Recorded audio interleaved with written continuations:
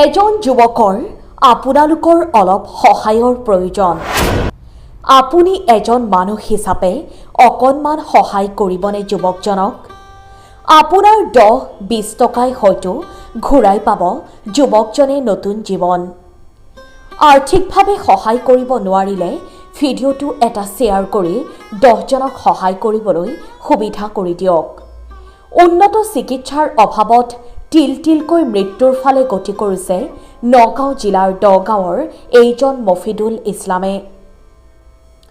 নগাঁও জিলাৰ দগাঁৱৰ এইজন মফিদুল ইছলামৰ ইতিমধ্যে হাৰ্টৰ এটি জটিল অপাৰেশ্যন কৰা হৈছে। ডক্টৰে কৈছে আকৌ মফিদুলৰ অপাৰেশ্যন কৰিব লাগিব। ঘৰ বাৰী বিক্ৰী কৰি এতিয়া মফিদুল ইছলামে 3টা সন্তানক বুকুত সাৱটি কেৱল কান্দিছে আৰু কান্দিছে। মফিদুল ইছলামৰ উন্নত চিকিৎসা কৰিবলৈ এতিয়া টকা নাই। এজন মানুহ হিচাপে আপুনিও সহায় কৰক মফিদুলক।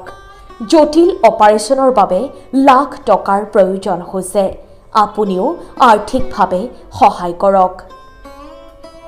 আপুনি 6001286331 ফোনপে নম্বৰত সহায়ৰ হাত আগবঢ়াবলৈ আহ্বান জনাইছে পৰিয়ালৰ লোকে।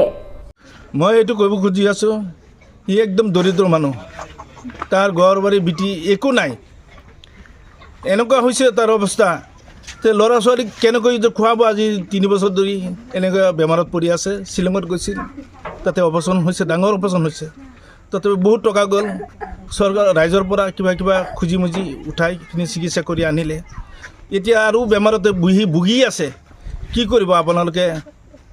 তাক কিবা এটা সহায় কৰি ৰাইজসকল আপোনালোকে দি ইহঁতক বচাক।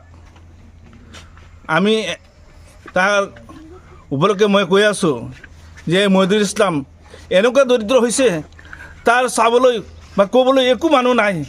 এনেকুৱা নিৰহ মানুহ, ইমান দুখীয়া মানুহ, কি কৰিব? আমাৰ এই দগাঁও এই জুৰিয়া থানাৰ সমষ্টিত সি বসবাস কৰি আছে। তাৰ ঘৰটো আছিল, সি বিক্ৰী কৰি দিলে। এতিয়া বিক্ৰী কৰি কিনি একো নাই তাৰ। এনেকুৱা অৱস্থা হৈছে, সি কেনেকৈ চলিব? আপোনালোকে কমেণ্ট কৰিব, লাইক কৰিব, শ্বেয়াৰ কৰিব, কিবা সি বচাবৰ কাৰণে আপোনালোকে সহায় কৰক। এটা ধৈৰ্য কৰি আপুনি সহায় কৰক। এজন বেমাৰী মানুহে চিকিৎসাৰ অভাৱত টকাৰ অভাৱত চিকিৎসা কৰিব নোৱাৰে, কি ক'ব এই বিষয়ে? বেমাৰৰ মই পোনপ্ৰথমে আপোনালোকৰ চেনেলেদি অসমৰ ৰাইজক আগতীয়াকৈ হ'লেও নতুন বছৰৰ শুভেচ্ছা জ্ঞাপন কৰিছোঁ। আৰু এই মফিদুল ইছলামৰ সংক্ৰান্তত মই একো ক'ব বিচাৰিছোঁ, এখেত বহুত দিন ধৰি বেমাৰত ভুগি আছে, হৃদৰোগত ভুগি আছে। তো ইতিমধ্যে লাঞ্চৰ অপাৰেশ্যন হৈছে। দুখীয়া মানুহ, যি এডোখৰ ঘৰবিধ মাটি আছিল সেইখিনি বেচি পেলাই চিকিৎসা কৰি আছে, তথাপিও তাৰ নাটে বৰ্তমান অসুস্থ হৈ আছে। সেই ক্ষেত্ৰত মই অসমৰ ৰাইজক বিনম্ৰভাৱে অনুৰোধ জনাওঁ যে ৰাইজে তেখেতক 1 টকা 2 টকা যিমান পাৰে তেওঁৰ একাউণ্ট নম্বৰত দি তেওঁক সহায় কৰাৰ কাৰণে মোৰ ফালৰ পৰা মই ৰাইজক অনুৰোধ জনাওঁ। তেখেতৰ ঘৰ নগাঁও জিলাৰ আলিডাংনি মৌজাৰ দগাঁৱত হয়। তেখেতৰ সৰু ল'ৰা ছোৱালী আছে, ডাঙৰ ছোৱালী আছে, স্কুলত পঢ়ি আছে। তেখেতৰ পইচাৰ অভাৱত তেখেতৰ লিখা পঢ়াৰ অসুবিধা হৈছে বহুত। ইফালে ফাইনেল পৰীক্ষা দিব ছোৱালীজনী, তাৰ একো নাই, টিউশ্যন নাই, শিক্ষাৰ ক্ষেত্ৰতো বহুতো অসুবিধা পাইছে। গতিকে ৰাইজে যিমান পাৰে, অসমৰ ৰাইজক মই অনুৰোধ কৰি কৈছোঁ যে যিমান পাৰে আপোনালোকে তেওঁক দি পেলাই সহায় কৰক।